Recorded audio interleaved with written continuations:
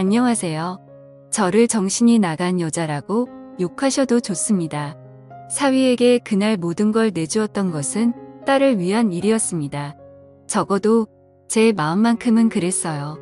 사위와 저는 12살 띠동갑 차이가 납니다. 남자와 너무 오랜만이었지만 그날 이후로 저는 잃어버렸던 감정을 모두 되찾고 말았던 것 같아요. 그날 있었던 일과 그렇게 될 수밖에 없었던 일을 전부 말해보겠습니다. 저는 시골에서 혼자 살고 있는 중년의 여자입니다. 딸을 낳고 얼마 지나지 않아 남편은 바람이 나서 저와 제 딸을 버리고 집을 나갔습니다.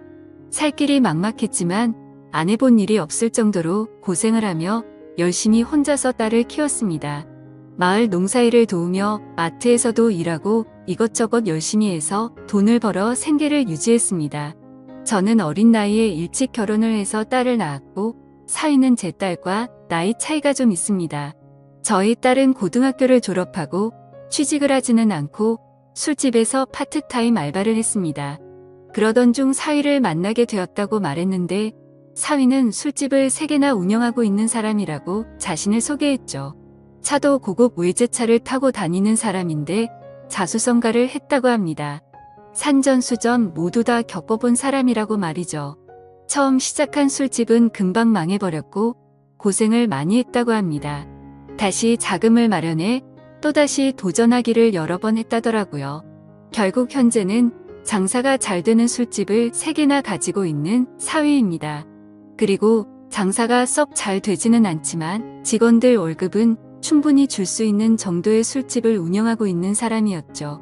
사위는 고생을 하며 바쁘게 사업을 하다 보니 30대 중반까지 결혼을 못하고 혼자 살고 있었습니다. 그러던 중 사위가 운영하는 술집 중 한 곳에서 제 딸이 일을 하게 되었다네요. 사위는 처음에는 저희 딸에게 관심이 별로 없었다고 합니다. 30이 넘은 나이에 20대 초반인 저희 딸 아이한테 관심이 가지는 않았다더군요. 그러다가 일을 마친 저희 딸을 집에 데려다 준 적이 있었는데 저희 딸이 자취하는 집 근처에 있는 술집에서 둘은 술을 한잔 하게 되었고 그곳에서 둘은 눈이 맞아버렸다고 했습니다. 그날 이후로 사위와 딸은 동거를 시작하게 되었고 저희 딸은 돈을 아낄 줄 모르는 아이였기 때문에 그때 당시 빚이 많았다는데 그 빚을 사위가 다 갚아주었다고 하더군요. 제 입장에서도 참 고마운 사람이었습니다. 사위는 그 일에 대해서 덤덤하게 말하더군요. 본인에게는 그 돈이 큰 돈이 아니었다고 말이죠. 딸은 저에게 입이 마르도록 사위 칭찬을 했습니다. 저도 마찬가지로 사위에게 늘 고맙다고 말했어요. 저는 사위에게 고마운 마음이 늘 똑같았는데 제 딸의 고마운 마음은 잠시뿐이었습니다. 사위와 함께 살면서 가정주부로 있던 딸은 낮에도 밤에도 밖으로 나돌았다고 하네요. 그러던 중 제 딸과 어떤 남자가 팔짱을 끼고 지나가는 것을 사위가 목격하게 되었고 사위는 딸의 이름을 크게 불렀는데 딸은 그 남자와 도망을 쳐버렸다고 합니다. 그 후로 사위가 전화를 걸어도 딸은 전화를 받지 않다가 며칠이 지난 뒤에야 집으로 돌아왔다고 하더라고요. 딸은 사위에게 오해하지 말라고 적반하장으로 오히려 화를 내고 나서는 집을 뛰쳐나가 버렸다고 합니다. 지금에서야 알게 되었지만 사위는 그때 결혼을 포기했다고 합니다. 사실 사위의 주변에는 여자들이 항상 많았습니다. 사위의 고급차를 보고 접근하는 여자들이 엄청 많았다고 하더라고요. 하지만 사위는 한눈을 팔지 않았고 저희 딸을 진심으로 사랑했기에 제 딸이 집을 나가고 나서 너무나도 힘들었대요. 사위는 저에게 예의를 다하기 위해 저를 찾아왔습니다. 딸과 있었던 일을 제게 모두 말하고 사위는 딸과의 관계를 정리할 것이라고 말하더군요. 제가 살고 있는 허름한 시골집을 다시 지어주겠다고 약속했던 사위였습니다. 그렇게 착한 사위가 저희 딸 때문에 상처를 받은 이야기를 들려주는데 미안한 마음에 저도 모르게 눈물이 나더군요. 혼자 마트에서 일을 하면서 살아가는 저도 외로운 여자입니다. 하지만 제겐 가장 소중한 딸 하나 있는 거 그게 위안이었고 그 딸 걱정으로 그 모진 세월을 견디며 보냈습니다. 딸이 얼른 좋은 남자 만나서 안정이 되었으면 하는 바람으로 살았죠. 사위를 만나 함께 사는 딸을 보며 좀 안심을 하고 있었는데 사위가 찾아와서 하는 얘기를 듣고 저는 충격을 받았습니다. 한참을 멍하니 있다가 사위가 일어나려고 해서 저는 잠깐만 기다리라고 말했고 사위에게 저녁 식사를 차려주었죠. 사위와 저녁을 먹으며 같이 술을 마셨는데 사위는 술이 오르는지 점점 많은 얘기를 하더군요. 사위는 저희 딸이 집을 나가서 너무 힘들다는 얘기도 했습니다. 그리고 자기가 어떻게 살아왔는지 얼마나 고생을 했는지에 대해서도 얘기를 하더라고요. 사위가 고생한 얘기를 할 때는 저도 눈물이 나더라고요.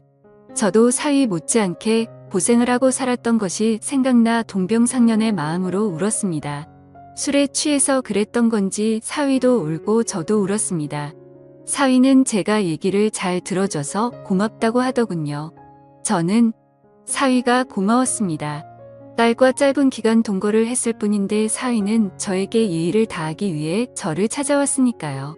사위는 결국 딸과 헤어질 수밖에 없다고 얘기를 했고 저는 사위에게 뜻대로 하라고 말했습니다.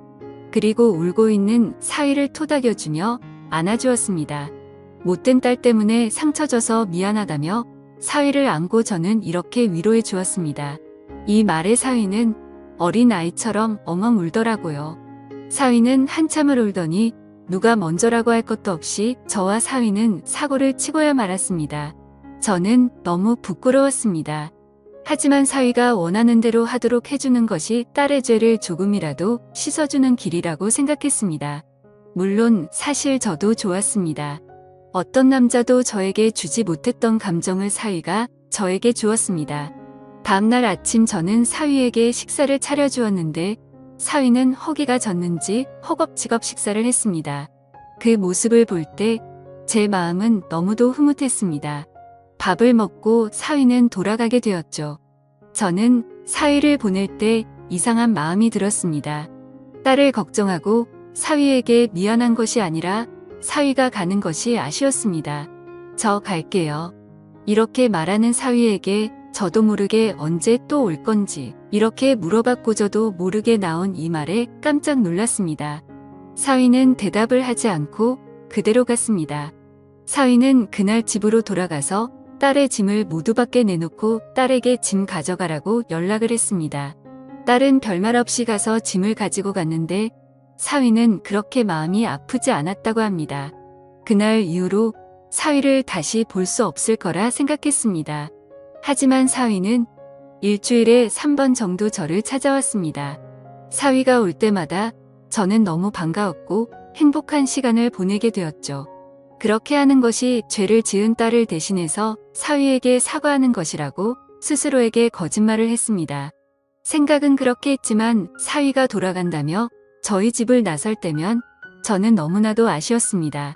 얼마 전에 사위가 이런 말을 하더군요. 곧 제가 사는 곳으로 모셔갈게요. 저는 그 말을 듣고 눈물이 났습니다. 저는 사위에게 그런 소리 하지 말라고 했습니다. 딸을 대신해 자네에게 사죄를 한 것일 뿐 다른 욕심은 없다고 말했습니다. 사위는 그냥 그런 줄 알고 계세요. 이렇게 말하는데 저도 모르게 눈웃음을 치게 되더군요. 그리고 며칠 전 사위가 진짜로 트럭을 보냈습니다. 짐을 모두 실어 보내라고 하더군요. 저는 마지못해 저의 짐을 그 트럭에 실어서 보냈습니다.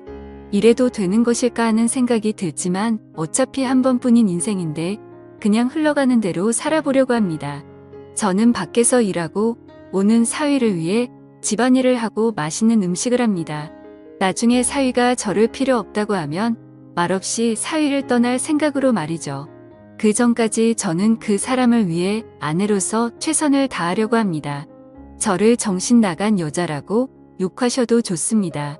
하지만 저도 정말 힘들고 외롭게 살았기에 지금 이 상황이 너무나도 꿈만 같고 가급적이면 이 꿈이 빨리 깨지지 않았으면 하는 바램만 가득합니다.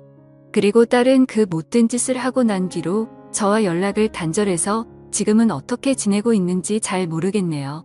저도 너무 실망했던 터라 관심도 크게 가지가 않고요. 여러분들은 이 상황을 어떻게 보시나요? 지금까지 제 사연을 들어주셔서 감사드립니다. 모두 한 번뿐인 인생인데 남들 눈치 보지 마시고 행복하게 사시길 바랄게요. 감사합니다.